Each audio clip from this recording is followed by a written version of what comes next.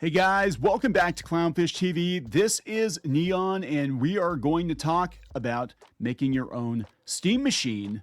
We're going to talk about how you can take this GEEKOM AX8 Max mini PC and turn it into the Steam machine that they will not give us, right? So we're going to show you how to install Linux on this machine, and then we're going to run Steam in big picture mode, and then we're going to run some older games, and we're going to show you that for less than the cost of RAM right now, you can actually build your own Steam machine. And it's actually a great little system. We're going to do a review. And if you decide you want to buy one of these mini PCs for yourself, stick around, check out the links in our description, and get yourself your own little Steam machine. Okay guys, so we're going to take a look at this new mini PC from GEEKOM. This is the GEEKOM AX8 Max mini PC with an AMD Ryzen 7 8745HS. It's got 32 gigs of RAM. It's ultra fast memory. It's got massive storage for demanding workloads. Again, you can fit quite a bit of gaming onto this little guy, and it's about the size of your hand. It's got 8K visual support. It's got advanced connectivity. We've got dual 2.5G LAN, Wi-Fi 6E, and Bluetooth 5.2 for fast, stable networking.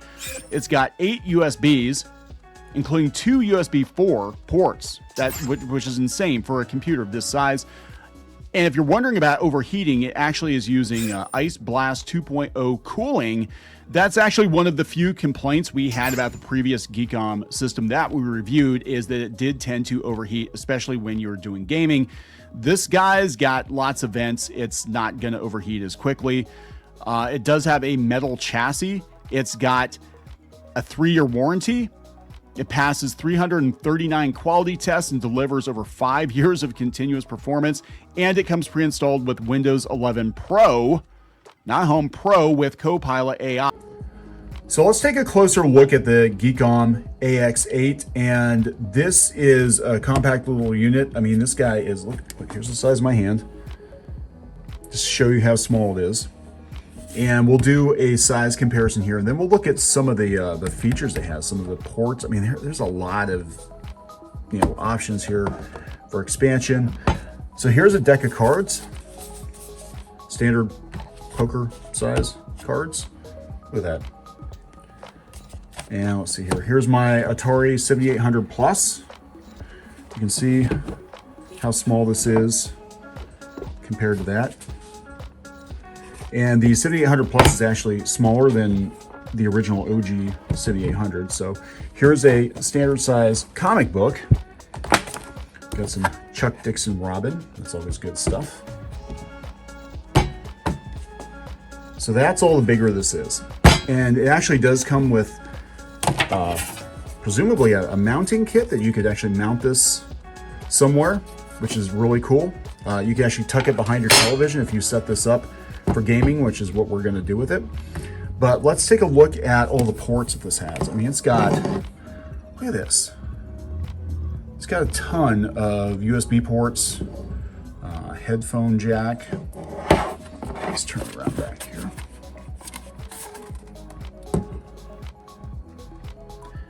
Pretty much every conceivable input you could think of.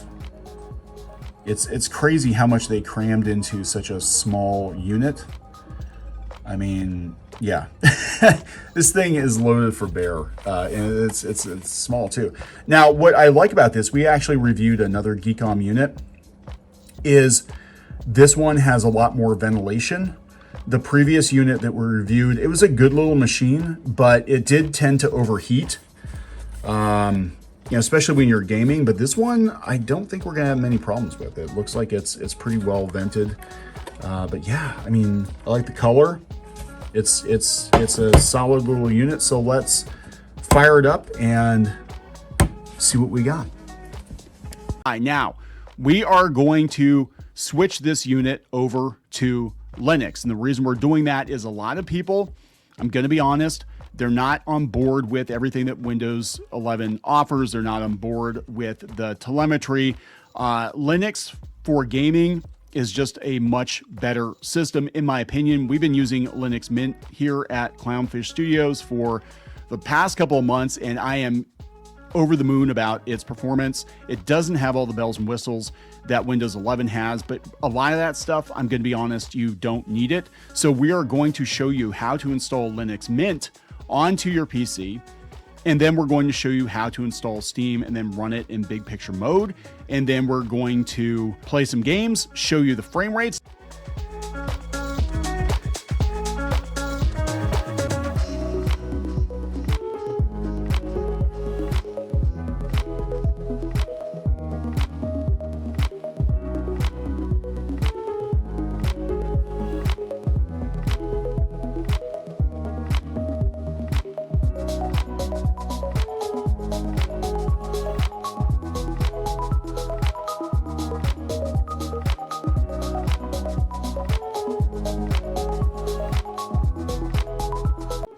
So here is the computer set up in Windows 11. Again, it comes with Windows 11 Pro with Copilot AI. I am not a fan.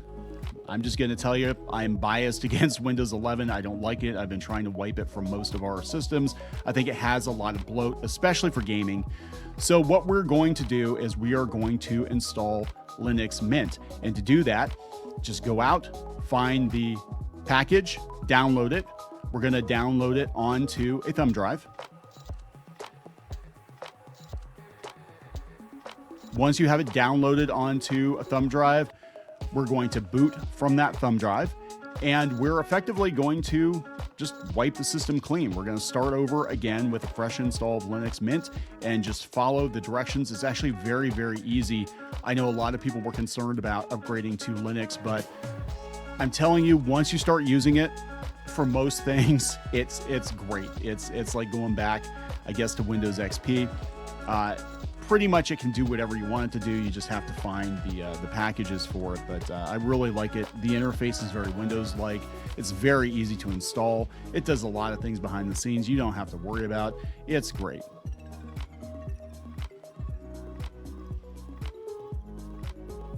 So follow the directions. We're going to boot it up in Linux.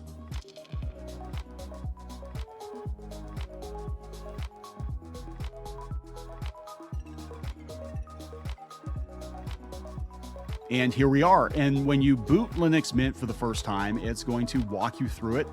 The first thing you're going to want to do if you're going to install Linux Mint is check your drivers. Make sure your graphics drivers are installed correctly. Make sure that you've got the latest updates. I believe since this is a fresh install that we're good to go, but you might want to double check depending on your system.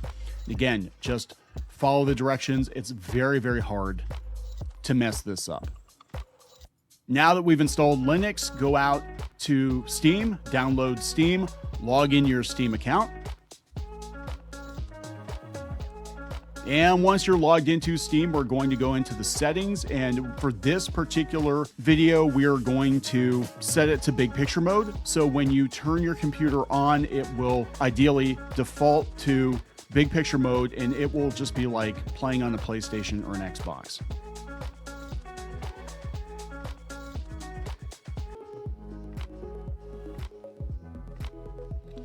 This should look very familiar to console gamers. Now, what you're really interested in is the performance. Is it worth buying one of these consoles? So we're going to take a look at some different games, some different Steam games, and we're going to show you the frame rates, and we're going to show you the performance, and you're going to judge for yourself whether or not this is the game machine for you.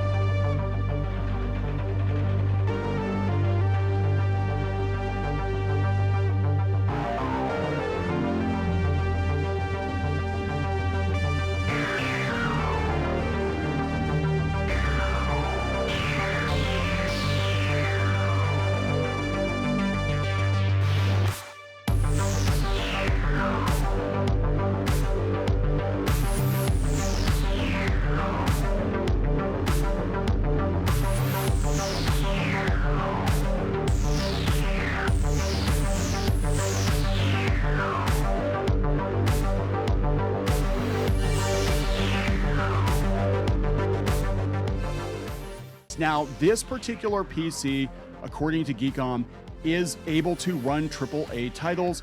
However, they did disclaim you might want to knock the settings back a little bit. I mean, there is a lot of power in this little unit, but it still is a mini PC. So it's not going to give you the performance that a lot of dedicated gaming rigs would. But for the price, well under $1,000, you're not going to be able to build a PC for this.